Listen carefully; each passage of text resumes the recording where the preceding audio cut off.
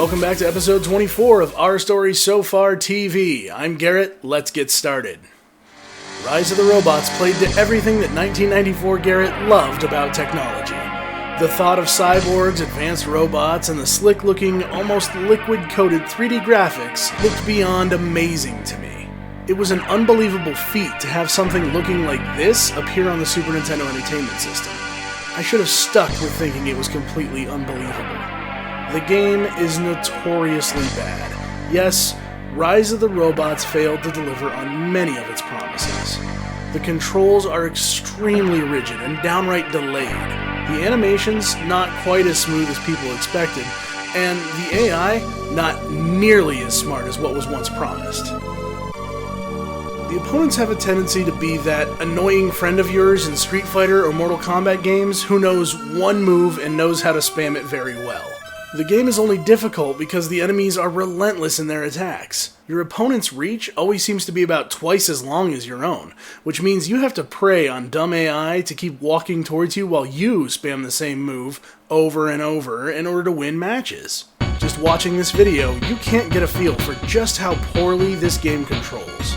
Because to the naked eye, the game doesn't look terrible. Graphically, it's still very appealing to me. It was released on many platforms, but what it accomplished on home consoles was fairly impressive at the time of its release. It released around the same time as Donkey Kong Country on the Super NES, a game I covered in great detail in episode 3, and used many of the exact same 3D models rendered into 2D sprite techniques that DKC was made famous for. Mirage Studios definitely knew how to make a game visually appealing, there's no denying that. The character designs are interesting, and when you think of a fighting game, you most often think of a fun game to play with friends so that you can try out all of the other characters. Well, you would be wrong. In Rise of the Robots, only player 2 can select the robot they would like to play as. Player 1 is always stuck as the cyborg. Seriously, I genuinely have no clue what the thought process was here. Back in episode 7, I covered a Sega Genesis game called Cyborg Justice, and accidentally attributed how player 1 can't change their cyborg character from this game to that game. I apologize to Cyborg Justice, a game that gets multiplayer right in all the right ways, for ever mixing it up with Rise of the Robots. The music is impressive, with an industrial techno kind of sound. But the sample quality was reduced to save space on the cartridge for as many frames of animation as they could squeeze in. The game features cutscene style introductions for each of the enemies, and another animation that plays after they're defeated. These can be seen in replay mode by entering a cheat code in the main menu of the game. Since they are undoubtedly the best looking part of the game, I'll let some of them play out while I read you the backstory from the instruction manual. Mutiny at Metropolis 4. The decision to move ahead with the Leader project was one of necessity.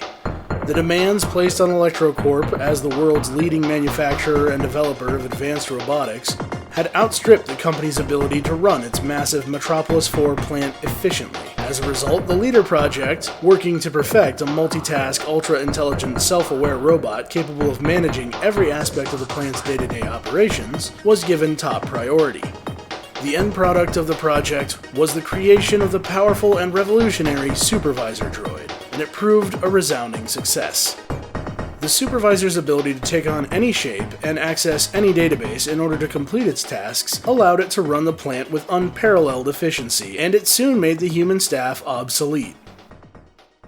For several months, the Supervisor droid was considered a scientific and engineering marvel that rivaled the harnessing of electricity and atomic fission in significance. But then, things began to go dangerously wrong. An ego virus infected the Supervisor's self-awareness program, causing the droid to consider its own goals paramount to its other assigned tasks. The Supervisor shut down the plant, reprogrammed the security defenses, and introduced the ego virus to the other robots in the plant. The Supervisor proclaimed itself the robot's leader, and ordered the construction of legions of robots to fight what it considered the enemy, man.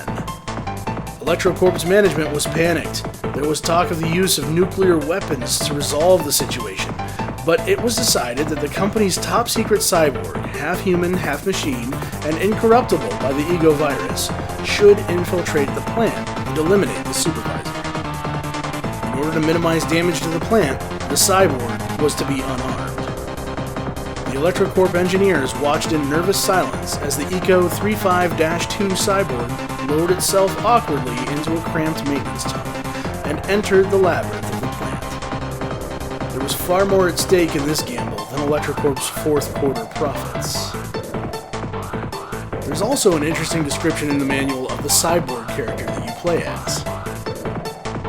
The ECO 35-2 cyborg, the most closely guarded of ElectroCorp's research and development designs, the Eco project was rivaled in secrecy and funding only by the Leader project, which resulted in the manufacture and installation of the Supervisor droid. The complexities inherent in producing a cybernetic organism, half human, half machine, caused a great deal of difficulty in the early stages of the project. The body of the human subject often rejected the mechanical elements of the android, considerably draining the project's funding and wasting a good number of human subjects. Although no accurate records are available, it has been rumored that several hundred humans have already been, quote, used in the development of the Eco project. Now, however, these setbacks have been overcome, and the Eco 35-2 is a fully functioning bipedal android that mirrors the human form. This combination of man and machine houses a human brain inside a sturdy cross-fiber multi-material alloy skull, attached to a structural skeleton made from a wide range of materials. Most fighting games have complex interpersonal relationships and backstories for each of their characters, making them hard to cover in a show like Our Story So Far TV. But Rise of the Robots is like an action game hidden behind a fighting game. One main story arc, no character development, heck, there's not even any telling who the human is inside the cyborg. I guess that's so that you, as the player, can feel like you're the one fighting your way through. But did I volunteer for this job of fighting my way to the Supervisor? Or am I being held against my will? Am I a cyborg by choice or a hideous experiment? Rise of the Robots somehow gained a sequel, and although there might be more to uncover in that game, the first installment just has you beating any robot in your way into shutting itself down, just so you can get to the Supervisor. I have to be honest, it's all a little boring. But it'll be up to you to prove man's dominance over machine. I'm only here to tell you our story so far.